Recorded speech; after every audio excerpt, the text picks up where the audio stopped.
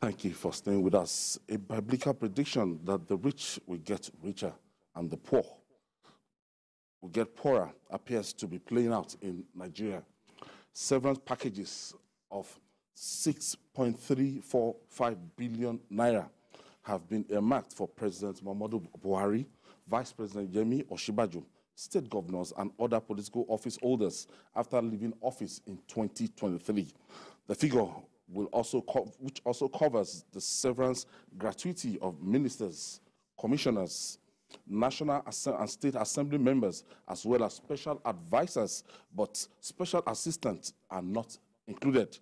The breakdown of the package indicates that the federal government will pay 3.339 billion naira, while states will pay 60.06 billion naira. Meanwhile, the chairman of the Ekiti State branch of the Nigerian Union of Pensioners, Akinola, said it's not right for political office holders to receive huge severance allowance, which when states are not paying pensions to retired workers regularly.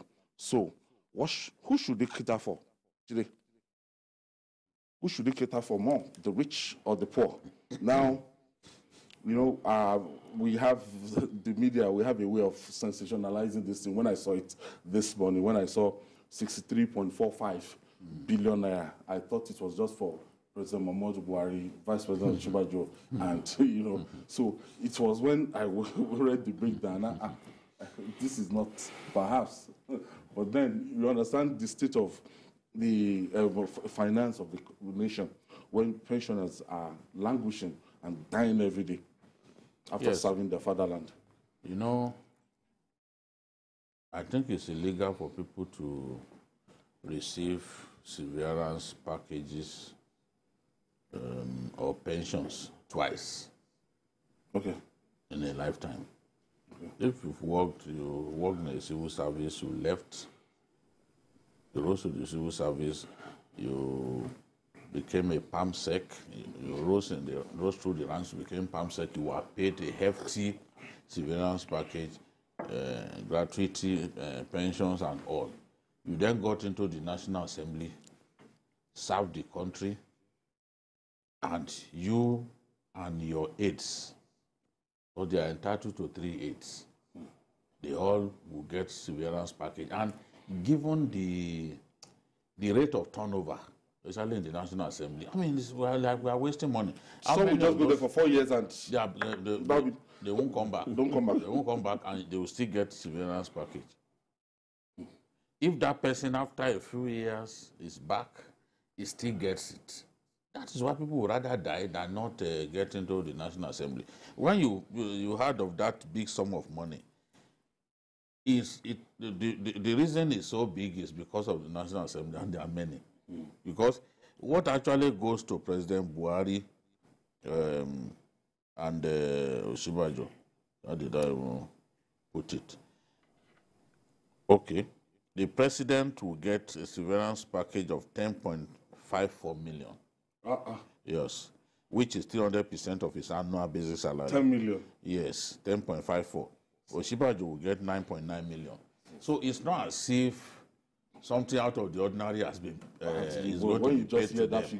But cumulatively, when you had 63 billion, you will be wondering, why is this? What is everything? What goes to their aides? What goes to the legislative aides of the National Assembly members? Everything has been put together. Including commissioners? Yes, of states, ministers. Because each minister will get 6.8 million. It is nothing to ministers who award contracts and all that. What they get as kickback or somebody just trying to show appreciation is not this kind of money. So, you know, it's not this kind of money, except we just want to deceive ourselves. It's not this kind of money.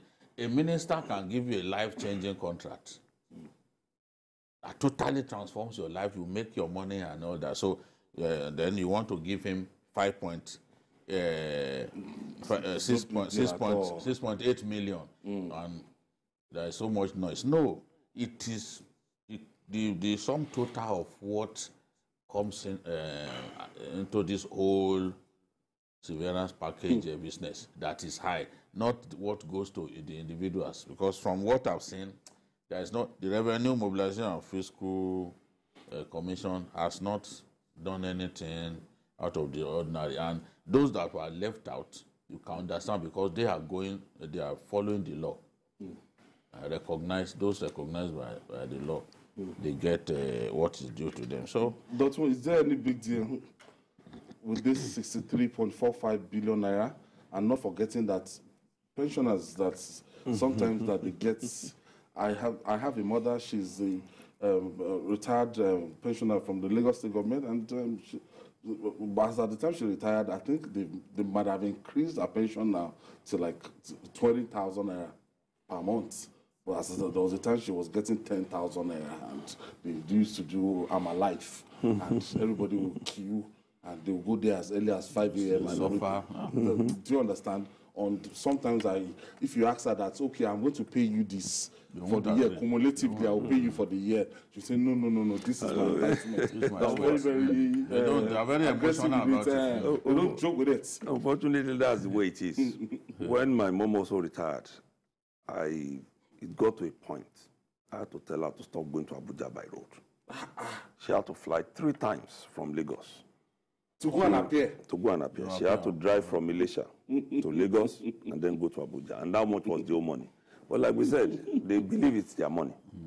So they must enjoy it. But the challenge here, which people are talking about, especially the civil servants, and then their unions by extension, is this 60.06 billion. Some states don't earn it as monthly revenue. And as such, they can't even meet the needs of their state. And like BQ said, why are we giving them the money if they don't need it in reality? Can't we put it into a better use? Can't we see how we can? We are talking about this at at a time there is a plan also to increase the salaries of political office holders, the president, the vice president. And people begin to ask, this, for a lot of people that is holding political office, for those who are outside government, is supposed to be service to the country. And then the country is now the one serving you. It's a huge problem. And like a lot of us will point out, with what we are even looking at now is minimal, it's small, compared to other things that they get as transport allowance, all of this, can we look into all of that? Because that's where you have the chunk of the money. That's where you have the chunk of it. There was a report, for instance, where a government agency spent about 20 billion on travels in 1 year. About maybe some billions also for tea and coffee, for telephone calls. Those are the even now the major issues, not this one that people like BQ said, how much is the whole of this money when you break it down? But can we begin to look at cost of governance as a whole? You know, it was even suggested that this lawmaking business at the should be national level part-time. Should be part-time. Should be part-time. These guys, a lot of these guys don't need this money. They've made money, they were governors, they made so much money. Some of them are stealing us blind. But we still gave them a chance, and we are giving them money that they don't need. They don't need. Honestly, let's people can make use of. This is not money to a lot of senators. Honestly, 6 points. The devil is in the allowances that they earn, and they will never tell you. I think I once mentioned the case of a senator who was brought on live television, and they then asked him that, okay, tell us your salary. The man froze. Because that salary thing, what they earn, their package, you know, what the Revenue Mobilization and Fiscal Commission pays is statutory. Everyone knows that. But the allowances, the things that go on underneath, that we don't get to hear. The issue. Nobody outside of their own caucus Or our people, they will say carcass. Outside of their own carcass, nobody knows what they earn. The closest hint to the take-home of a senator that we got was when Shehu Sani made that statement. Yes. And he incurred the wrath of his colleagues. And that was not everything. What he actually said was not... Edited version. Yeah, it was the edited version. I have my first caller. Thank you for joining us. Yeah. Good evening, Babajide, Mr. Dotu and Ayo. Good evening. Go ahead, please. Good evening. Yes, what I'm talking about is that is there no way we can consider the issue of unicameral representation in Nigeria? Because when you see,